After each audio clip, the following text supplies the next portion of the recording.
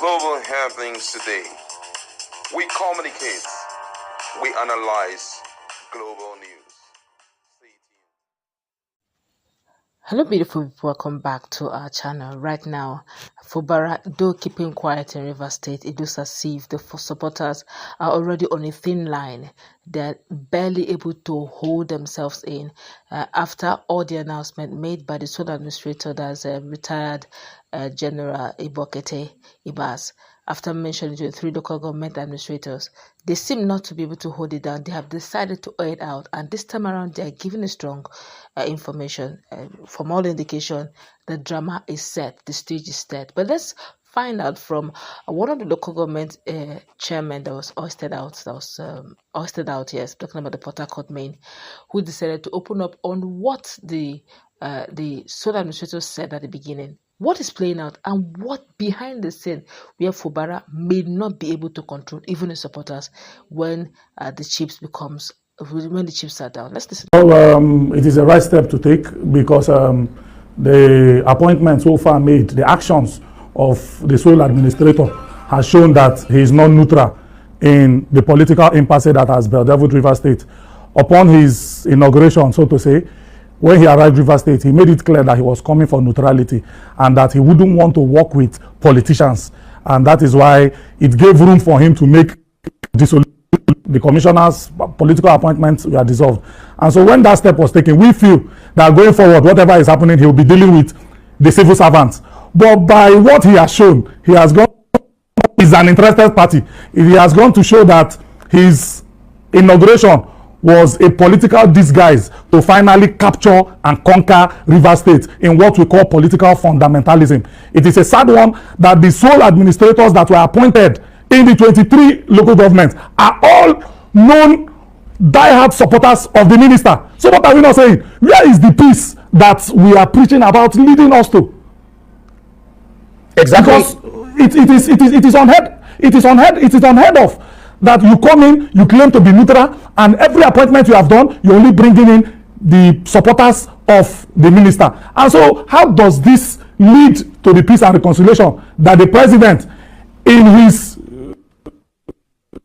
he said because of what is happening, a sole administration will be brought in because of the pipeline bombings, a sole administration. And since the sole administrator came to Rivers State, he has not visited any of the supposed pipelines that were bombed. Rather, he is focused on the political aspects of Rivers State, contributing to what has brought Rivers State to where it is today. And it is a sad one that as a state, we are where we are today because the FCT minister has decided that for there to be peace in Rivers State, he should be the one controlling everything, making decisions and all. So if you decide to have a dissenting view, if you decide not to be used, then you will be incapacitated through threats, intimidation, arrest, and frivolous blackmails. And at every point in time that a discussion of peace is being carried out, you will see that these persons who are benefiting from the crisis would always carry out actions, provocative actions that will lead to the peace discussions to be stalled. You remember in the 8-point agenda of the president, the governor, I'm coming, sir, in the 8-point agenda of the president, the governor fulfilled number 1, number 2, number 3, number 4. He brought in those commissioners. The House of Assembly members were paid. But at the point of the final fulfillment of that particular 8-point agenda, these assembly members went on repealing laws that the FCT minister enjoyed during his time as governor. Repealing laws that makes a governor who is a governor fulfilling the 8-point agenda. Arrests were made. The governor's supporters were being arrested.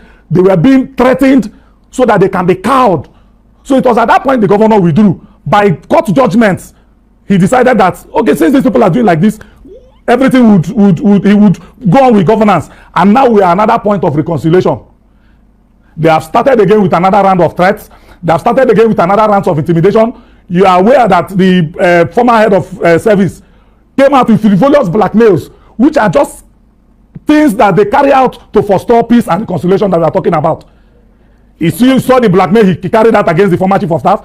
While I was against the chief of staff government act, while I was arrested in IRUT, I was also made.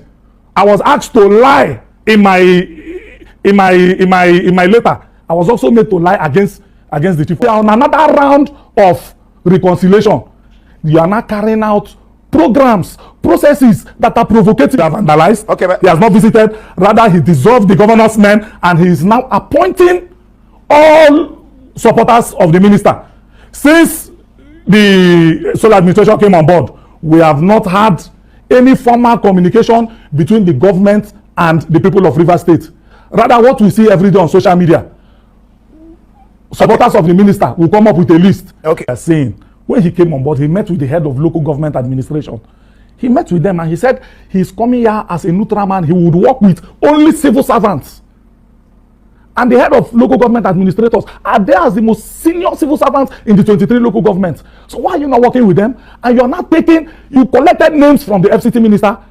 The man appointed there is a senior cousin to the FCT minister. And you saw what happened yesterday. The moment they were supposedly inaugurated, they got to the Obiakpo Council. You see them bringing down posters of the governor.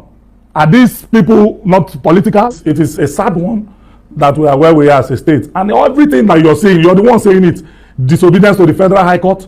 And actions that are showing that he is here to favor only the FCT minister and his supporters. So what they could not do to remove the governor, they are now doing it through the administrator, bringing down every structure of the governor in the state. But one thing is certain, the governor has been preaching peace in Rivers State.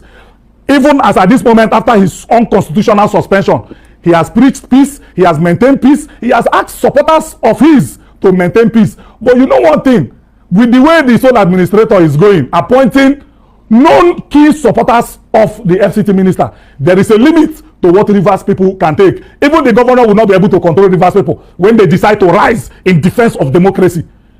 Continued assault on the democracy of Rivers State will might lead to chaos in Rivers State if the sole administrator is not called to order. These appointments that he is doing, putting known faces of supporters of the FCT minister in Emoga, the same thing they did. In the Ikwere local government, the same thing they did. Yesterday, Rivers State, it was only supporters of the FCT ministers that were celebrating this 23 local government. All right, welcome back. You've heard what the former local government chairman said. What's your take? Well, I think the situation in Rivers State is becoming worse day after day. The president may think that the move he took was to salvage the situation, but I must say that from all indication, based on some of the feelers we've gotten thus far, it clearly shows that the whole thing was to favor one side. And Ibas was supposed to come in there and restore peace and allow whatever that will happen in Rivers State to be ordered by democracy and not by his military instincts. You understand? Unfortunately, the military instinct we're talking about seems to be controlled, by nyesom Wike, and that is one thing a lot of them are not happy about. Now, one of the things that he has said, which I must say should be taken seriously, is the fact that there's a limit to everything, whether you like it or yes. There's a limit to everything. The last time we checked, nyesom Wike is not the Mandela of Rivers State. In other words, he wasn't in prison, he did not stay, and finally he talked with the white people for them to give Rivers State what it is, and he came in just like a governor. Wike was just like every governor. And it is believed that being like every other governor, whether you were instrumental to someone being in that seat, that state does not belong to you. I mean, this is one of the things that people need to be clear about. You understand? You must come to terms with that reality, that this state does not belong to you.